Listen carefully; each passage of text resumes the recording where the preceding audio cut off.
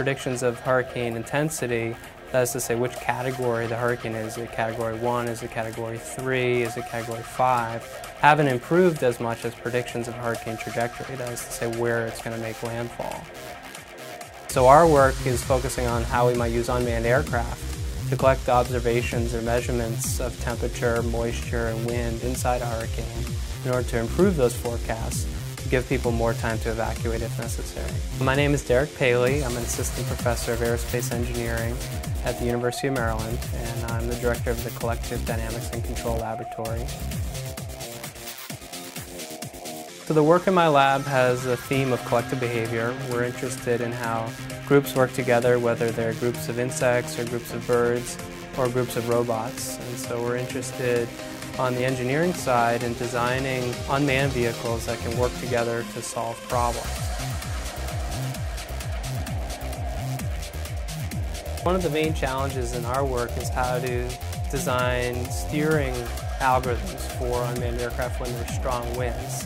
And what we mean by strong winds are any kind of wind that exceeds the speed of the aircraft. And so most of the work that we do actually is mathematics. And so we work with differential equations and that model the movement of the aircraft in the wind.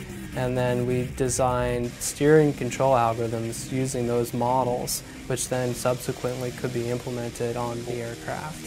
We do work with prototype aircraft in my lab, but those tend to be rotorcraft or helicopters in miniature scales. So many of the same steering algorithms apply even in smaller scales.